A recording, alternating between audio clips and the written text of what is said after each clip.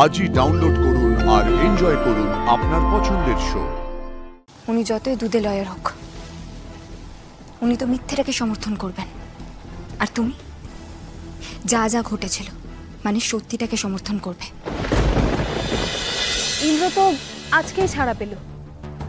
আদি কোনো lawyer fix করেনি, এটা আমি জানি, আর বাবাও করেনি, কারণ মা নাকি আগেই বাবাকে জানিয়ে দিয়েছিল যে বাবা মাকে নিয়ে যেন কোনো চিন্তাও না করেন আর কোনো সহানুভূতিও যেন না রাখেন।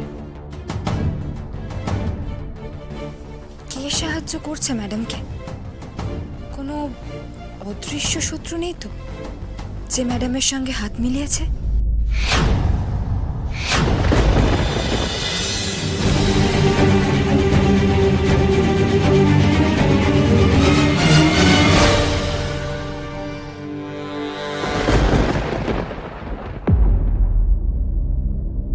সাংঘাতিক লয়ার এনেছেন ম্যাডাম।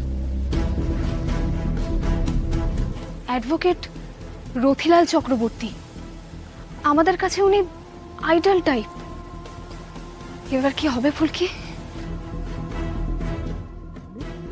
ধানু দিদি, উনি যতই দুধে লয়ার হোক, উনি তো মিথ্যেটাকে সমর্থন করবেন, আর তুমি যা যা ঘটেছিল মানে সত্যিটাকে সমর্থন করবে।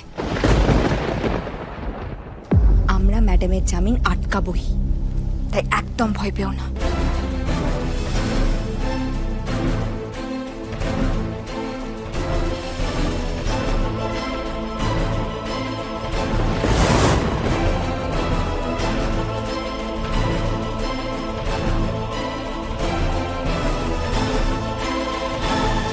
শিল্পা দিদি, মাসিমা, চলো আমাদের সাথে বসবে, চলো এসো এসো।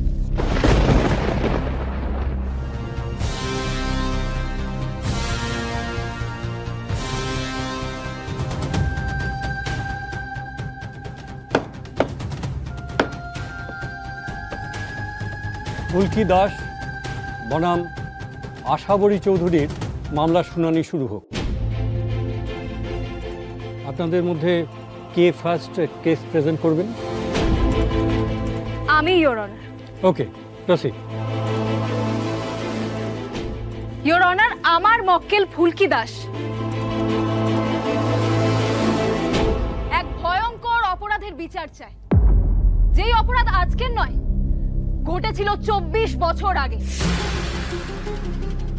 রাজমহল এস্টেটের ছোট রানীমা আশাবরী চৌধুরী তার নিজের বড় যা মন্দিরা চৌধুরীর সদ্যজাত কন্যা সন্তানকে তুলে দিয়েছিলেন রাজমহলেরই বড় তরফের এক বিশেষ কর্মচারী সনাতন রায়ের হাতে।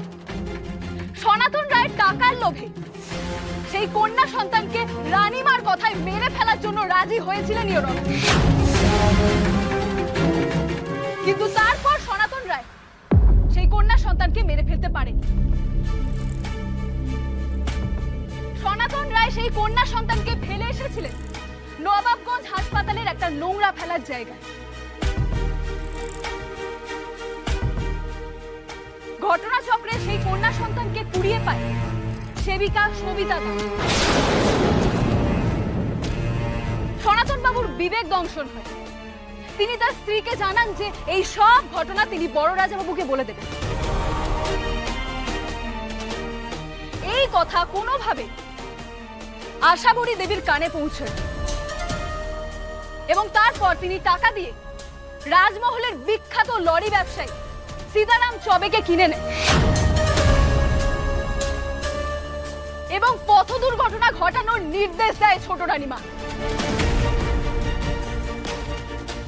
অতএব 24 বছর আগে সীতারাম বাবুর কোম্পানির যে লরি বড় রাজা প্রতাপ নারায়ণ চৌধুরীর গাড়িকে ধাক্কা মেরেছিল তা হয়েছিল ছোট রানীমা আশাবরী চৌধুরীর নির্দেশে।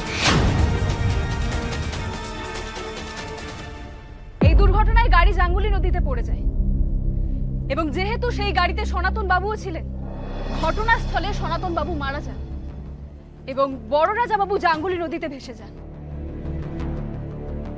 24 বছর পর জানা যায় যে বড় রানীমার সেই কন্যা সন্তান বেঁচে আছে এবং সেই কন্যা সন্তানই ফিরিয়ে নিয়ে আসে তার বাবা প্রতাপ নারায়ণ চৌধুরীকে। এই ঘটনা কাগজ, টিভি সব জায়গায় চাউর হয়ে গেছে ধর্মপতার। ছোট রানীমা অনেকদিন ধরে চেয়েছিলেন এই ঘটনা গোপন রাখতে, কারণ উনি ক্ষমতাশালী তো বটেই, কিন্তু পারেননি। শেষ রক্ষা হয়নি ধর্মপতার।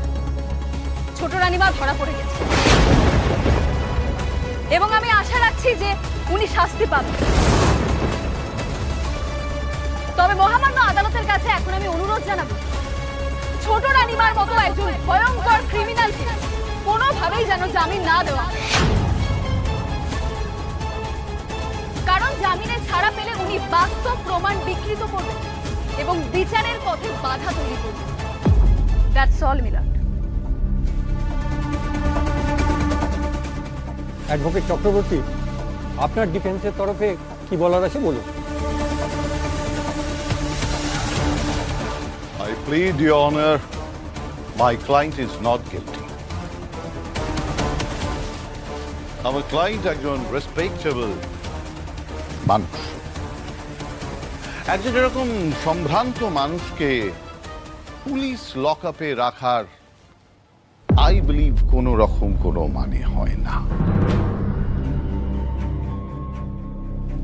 তাই মহামান্য আদালতের কাছে আমার সবিনয় নিবেদন থাকবে যে দুপক্ষের যুক্তি তর্কের পর আমার সম্মানীয় ক্লায়েন্টকে মুক্ত করা। আমার ক্লায়েন্ট নির্দোষ মেলট। আপনার মক্কেল আশাবরী চৌধুরীর এগেনস্টে তো সিরিয়াস অভিযোগ রয়েছে। এটা যে সম্পূর্ণ ভুল এবং একটি চক্রান্ত তা আমি এক্ষুনি প্রমাণ করতে পারি। ওকে, প্রসিড।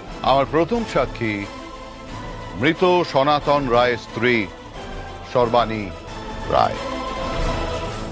মাসিমা, এবার তোমাকে ওখানে যেতে হবে। 24 বছর আগে যা যা ঘটেছে তুমি নির্ভয়ে বলবে, একদম ভয় পাবে না। তুমি তো কোনো বানিয়ে কথা বলছো না। যাও মা, যাও। যাহা বলিব সত্য বলিব, সত্য বই মিথ্যা বলিব না। আপনি সর্বাণী রায়? হ্যাঁ। আপনার মৃত স্বামীর নাম সনাতন রায়? হ্যাঁ। মিসেস রায়, আপনি আমাকে বলুন, আপনার স্বামী তার মৃত্যুর পূর্বে আপনাকে বলেছিলেন যে এই রাজমহলের ছোট রানী তাকে তার যা মন্দিরা দেবীর কন্যাকে মেরে ফেলার জন্য বলেছিলেন? আমার স্বামী ডায়েরি লিখতেন, সেখানে লেখা আছে, আমি সেটা জমা দিয়েছি।